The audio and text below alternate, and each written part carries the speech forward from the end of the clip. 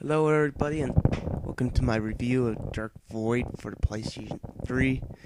Dark Void is a third-person shooter that's like a blend of Gears of War meets Crimson Skies, and when you think about it, it's kind of a match made in heaven. You know, you fly around a jetpack, you shoot down UFOs, that kind of thing, and in actuality, it's a pretty average game. Dark Void feels definitely like a downloadable game, and it was no wonder why it went from $50 to about $7 in about 2 years. And I think it was about, I don't know, 10 or $20 in about 6 months, which is actually quite sad because that is a very reasonable price for this game to open up at.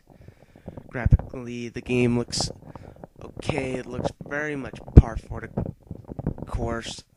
I like the explosion effects. I like some of the animations, the melee stuff, and there are some very cool things that are done graphically in the game. But from an aesthetics look, it looks it looks kind of ugly. It's very dark, very bland, kind of textures, and the character models look okay. It just really does feel like, you know, a little bit of a budget from a full price game like a Resident Evil 5 or Gears of War, it but it really does feel like a downloadable game. Audio wise, it's nothing memorable, but at the same time, it's not horrible. Well, the voice acting's done very well. The plot itself, it's fairly basic. Basically, we have these enemies called the Watchers, and they're pissed off because the humans sent them into the void even after they gave them all this knowledge, and they're the only reason we're intelligent at all. Now they're coming back, they're pissed off. They found a way through the void so they can slaughter us all, or just thin out herds, do whatever they want.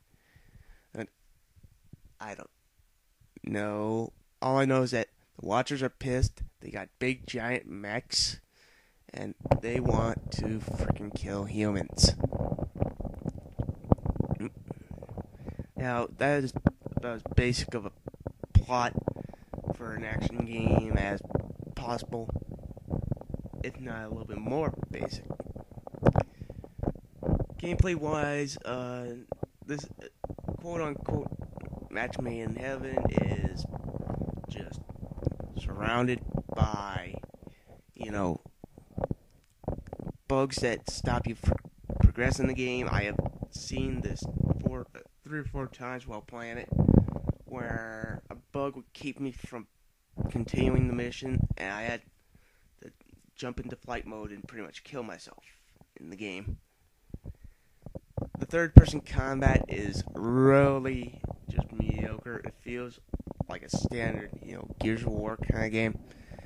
You can upgrade your level weapons to the maximum level of 3, plus you keep any experience points you get after you die, but the problem is the AI is dumb. You can run up to every enemy in the game and melee them to death. The flying around stuff, it works fairly well. It actually is the best part of the game. You can go up to UFOs and freaking take control of them, and if you really want to, you can fly one right into another. That's a cool bit, but the problem is that it really does feel like a budget game. Like at $6, I can definitely recommend it to you with a 7.5 out of 10, or actually I would go as high as 7. But I gotta review the game as if it just came out now. Dark Void has game progressing, stopping glitches. It's not very good on foot, and the best element of it, you don't really get too much of it until more late game. So you gotta put up with a really mediocre third-person shooter that takes elements from Gears and takes elements from games like Uncharted. You know how you can grab onto a cliff, shoot at an enemy, climb up, grab onto another cliff.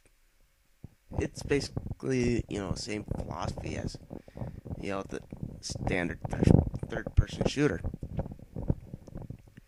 Or the third-person shooting elements in the game.